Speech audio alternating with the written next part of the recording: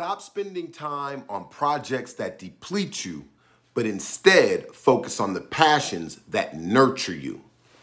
When you're working on a road to sobriety or sustaining sobriety, one of the main things you have to remember is that it's going to be incumbent upon you to replace drinking with something that you're passionate about.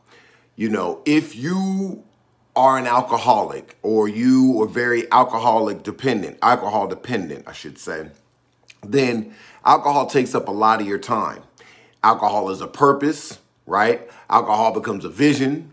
Alcohol becomes a motivator. It takes over your life. And when you're removing something that's a major part of your life, there's going to be a void, especially if you don't have something else to do in its place, right? And this actually applies to anybody. I've talked to people who have retirees. They've worked at the same job for 30 and 40 years, and that job, you know, consumed a major part of their day, 8 to 10 hours a day, right? 5 days a week. And when they retired, they don't have anything to do. You know, after vacationing a little bit, you know, a lot of them want to go back to work of some sort. Even though they have the money to sustain themselves, they still lack a purpose. They still lack passion. They don't know what to do. And that can be a problem, especially when you're trying to replace alcohol consumption or any addiction for that matter. So one of the things that you're going to need to do when you're either, you know, making the decision to start this road to sobriety or in order to maintain, you know, sustain your sobriety is bring in and consider passions that nurture you, things that you like to do, things you are passionate about. It may even be trying to figure out what those passions are. If you can't answer that question, what are you passionate about? I don't know. You know, I work 12 hours a day, 5 days a week outside of coming home and going to sleep in between shifts. I've never developed any passion. Well, make that search your passion, part of your mission. Try new things, new hobbies, new side jobs, maybe a business. But you definitely need to think about what you're going to do to replace the time that you would spend in your addiction. Instead of drinking, what are you going to do?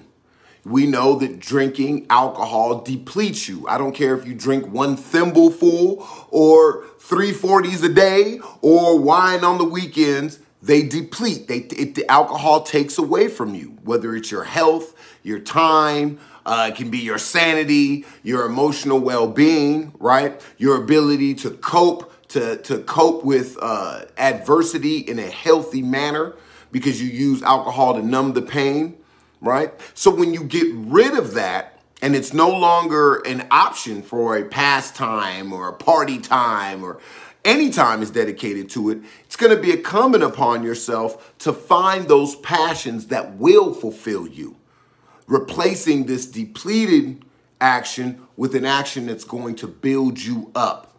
So take the time and make the search a passion.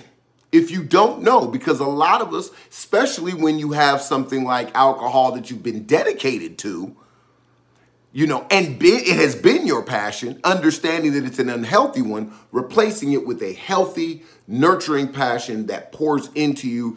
The process itself can be something that you have to look forward to, trying new things here and there, right? Even when you subscribe to certain things, they give you a free trial, right? It's no problem to go take a, you know, I don't know, skeet shooting class or, you know, a Zumba class, I don't know, painting, whatever.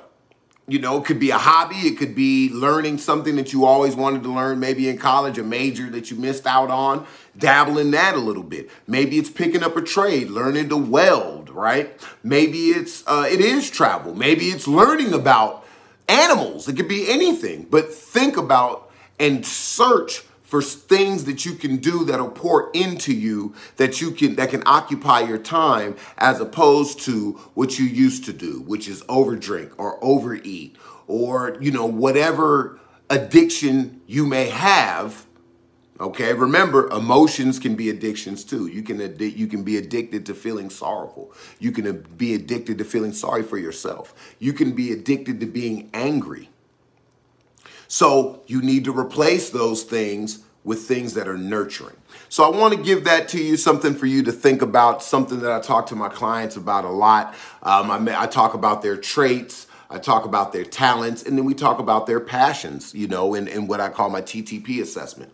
And trying to find out where they can start to find those passions if they can't identify them, all right? So something for you to think about. I hope that pours into you. And until next time, think about your passions. You can leave them in the comments, maybe some suggestions for other people who may be looking for something or means to find, things to dabble in that may be of interest to other people, all right? Until next time, though, peace. Enjoy your day.